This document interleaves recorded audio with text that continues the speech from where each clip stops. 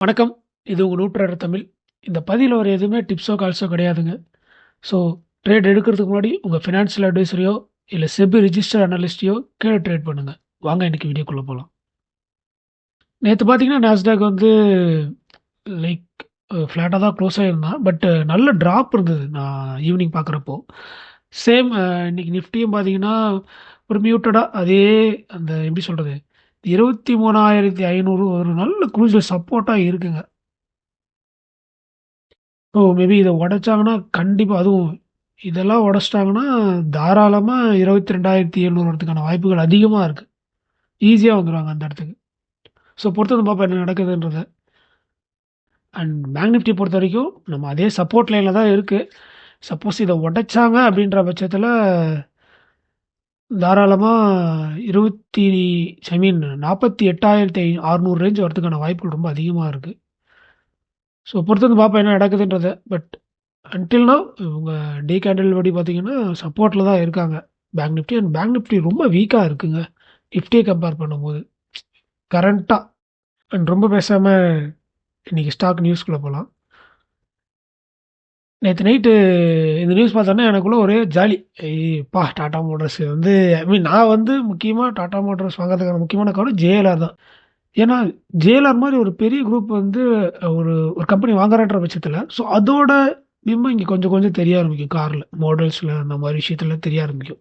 So அதனால தான் நான் எதிர்பார்த்த டாடா மோட்டார்ஸ் வாங்குனேன். நல்ல ரிசல்ட் நல்லா போய்க்கிட்டு இருக்கு. ஜேஎல் சேல்ஸ் நேத்து நைட் வந்தது.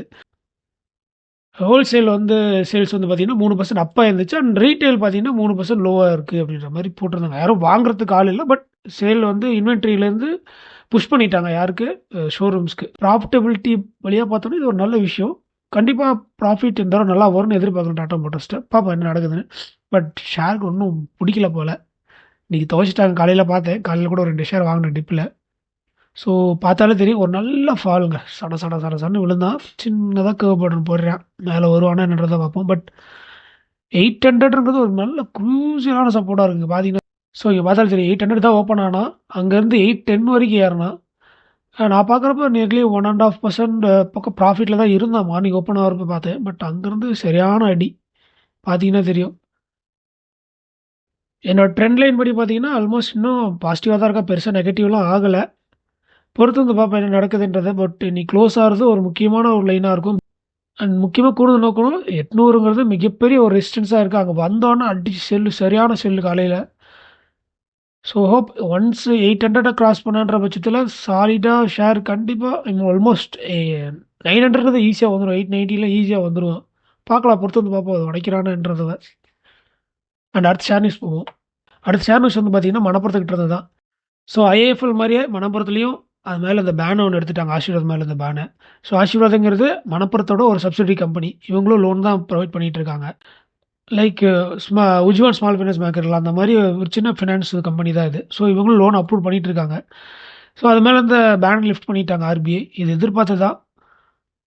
பட் கொஞ்ச நாள் ஆகும்னு எதிர்பார்த்தா அதே மாரி வந்துருச்சு. ஷேர் இன்னைக்கு எப்படி ட்ரேட் ஆச்சுங்கிறத பார்ப்போம். இதுல ஒரு 6% அப்ன்னு போட்டிருக்காங்க. நான் பார்க்குறப்போ 2, 3% பக்கம் தான் அப்ல இருந்தது. பார்ப்போம் எப்படி இருக்குன்னு.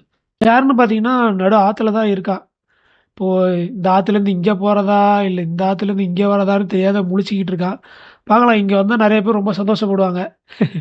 இங்க வந்தா என்ன பண்ண முடியும்? வாங்கி வச்சுக்கிட்டு இங்க ஒரு சப்போர்ட்ல வாங்கி வச்சுக்கிட்டு உட்கார வேண்டியது தான். வேற வழியே இல்ல. பொறுத்து வந்து பார்ப்போம் என்ன நடக்குதுன்றத. அண்ட் அடுத்த ஷேர்ஸ் போவோம். நம்ம சேனல பார்த்தீங்கன்னா தெரியும். அ நியர்லி ஒரு நல்ல வியூ போனதுன்னு பார்த்தீங்கன்னா, பவர் கிரிட் பத்தி நம்ம போட்ட அந்த ஒரு வீடியோ தான். ஸோ அதில நெறைய பேர் கேட்டது, சப்போஸ் இவன் இறங்குனானா இன்னும் டிவிடெண்ட் தர்றதுக்கான வாய்ப்புகள் இருக்கா? அப்படின்ற மாரி கேட்டிருந்தாங்க. ஸோ அது தெரிஞ்சுக்கணும்னா, அதுக்கு முன்னாடி நம்ம வந்து இவன் எப்படி பெர்ஃபார்ம் பண்றான்றத பார்க்கணும். ஆர்ஓசி நல்லா தான் இருக்கு. ஆர்ஓஇ ஓகே டீசென்ட்டா இருக்கு. மார்க்கெட் ரேட் ரொம்ப கம்மியா இருக்கு.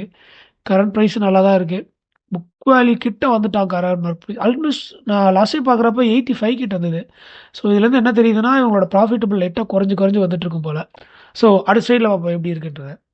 ஸோ நம்ம எதிர்பார்த்த மாரி தான். பிஇ ஏன் குறைஞ்சிருக்குன்னா, நம்ம ஆளோட ப்ராஃபிட் குறைஞ்சிருக்கு. அண்ட் அதே சமயத்தில பார்த்தீங்கன்னா, பயங்கரமா குறைஞ்சிருக்கு. லைக் 120,00,00,000 குறைஞ்சிருக்கு. இப்ப பார்த்தீங்கன்னா, இயர்லி இவங்க குடுக்கக்கூடிய எவ்வளோ குடுத்துட்டு இருக்காங்க? 3 ரூ. குடுக்குறாங்க குவார்ட்டருக்கு. அப்படி பார்த்தீங்கன்னா, 4 குவார்ட்டரா மொத்தம் அப்படி பார்த்தீங்கன்னா, ரூ. 12 குடுக்குறாங்க. அப்ப வருஷம் அவங்க வந்து ரூ. 12 ஒரு ஷேருக்கு அவங்க சம்பாரிச்சாங்கன்னா, கடைசி வரைக்கும் அதாவது இந்த ரூ. 12 குடுத்துட்டு இருப்பாங்க. அது இப்போ சம்பாதிச்சுட்டு இருக்காங்களாங்கிறத பார்க்குறதுக்கு நம்ம ப்ராஃபிட் அண்ட் லாஸ் பார்ப்போம். ஸோ ப்ராஃபிட் அண்ட் லாஸ் பார்த்தீங்கன்னா தெரியும். ஏர்னிங் பர் ஷேர் வந்து அதாவது ஏர்னிங் பர் ஷேர்னா ஒரு ஷேருக்கு அவங்க சம்பாதிக்கக்கூடிய ஒரு ரேட். அது வந்து பார்த்தீங்கன்னா ரூ. 10 இருக்கு மார்ச் 24. இப்போ கரண்ட் இந்த இயர் பார்த்தீங்கன்னா ரூ. 8 தான் இருக்கு. மேபி இப்போ பார்த்தீங்கன்னா ரூ. 10 இருந்தப்பயே அவன் ரூ. 12 குடுத்துருக்கான். குடுக்காம இல்ல. அதேமாரி ரூ. 2 மைனஸ்ல இருந்தப்பயும் ரூ. 12 குடுத்துருக்கான். குடுக்காம கிடையாது. பட் இந்த வருஷமும் ரூ. 8 இருக்கா குடுப்பானான்னு கேட்டா மேபி குடுக்கலாம். பட் எவ்வளோ நாள் இப்படியே மைனஸ்லயே போயிட்டு இருந்தான்னா எத்தன நாள் குடுக்க முடியும்? குடுக்க முடியாதுல்ல.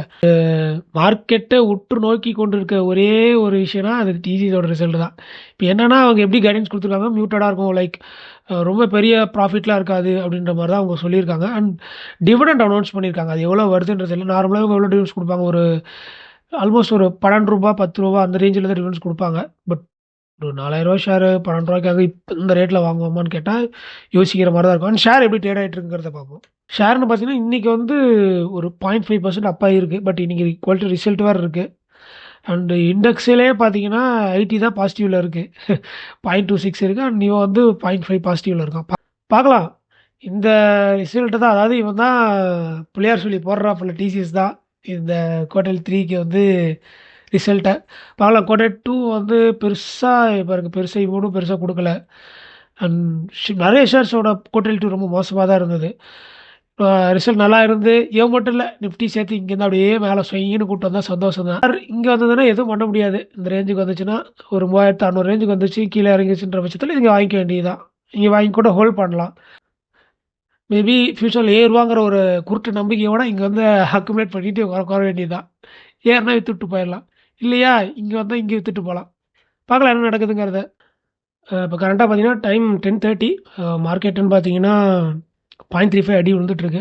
அண்ட் இண்டிசிஸ் பார்ப்போம் எப்படி இருக்குன்னு. ஏன்னா நேற்று பார்த்தீங்கன்னா நிஃப்டியில் கூட நல்லா பர்ஃபார்ம் பண்ணிச்சு. ஸ்மால் கேப் மிட் கேப்லாம் சரியான அடி. இன்றைக்கி வந்து பார்த்தீங்கன்னா நிஃப்டி ஃப்ளாட்டாக இருக்குது லைக் 0.2 தான். இவங்களும் ஃப்ளாட்டாக தான் பாசிட்டிவாக ஃப்ளாட் டு பாசிட்டிவாக தான் இருக்காங்க. மிட் கேப்பும் சரி ஸ்மால் கேப்பும் சரி. பார்க்கலாம் பொறுத்து வந்து பார்ப்போம். இன்றைக்கி இப்படியே அரைச்சிடுவாங்க தான் தோணுது. யாருக்கு தெரியும் இப்படியே அரைச்சிட்டு இவங்க இதுக்கு கொண்டு போனால் கூட ஆச்சரியப்படுறதுக்கு இல்லை. பட்ஜெட் வரைக்குமே. அண்ட் நெக்ஸ்ட் 2 மந்த்துக்கு இப்படியே மார்க்கெட் ஃபுல்லாக பட்டாசாக இருக்கும். ஏன்னா ரிசல்ட்டு இந்த பக்கம் பார்த்தீங்கன்னா பட்ஜெட்டு. ஸோ பொறுத்து வந்து பார்ப்போம் எப்படி நடக்குதுங்கிறது. அண்ட் செக்டார் வைஸ் பார்த்தீங்கன்னா எஃப்எம்சிஜி ஐடி மீடியா அது மட்டும் தான் பாசிட்டிவாக இருக்குது. ஆட்டோ லாஸு ஃபினான்ஷியல் சர்வீஸ் எல்லாமே மைலில் நெகட்டிவாக தான் இருக்காங்க. அண்ட் எஃப்எம்சிஜி தான் 1% பாசிட்டிவில் இருக்கான். அதில் யார் அப்படி இருக்கா அப்படின்னு பார்த்தோன்னா கால்பால் ஐ மீன் நம்ம கோல்கேட் இருக்குல்ல அவங்க தான். ஸோ ஹோப் இந்த வீடியோ உங்களுக்கு பிடிச்சிருன்னு நம்புகிறேன். பிடிச்சிருந்தா லைக் அண்ட் சப்ஸ்கிரைப் பண்ணுங்கள். மீண்டும் இன்னொரு வீடியோ சந்திப்போம். நன்றி மக்களே. மறந்துடாதீங்க இதில் வந்து எதுவுமே டிப்ஸோ கால்ஸோ கிடையாது. பங்கு சந்தை ரொம்ப ஆபத்தானது. நன்றி மக்களே.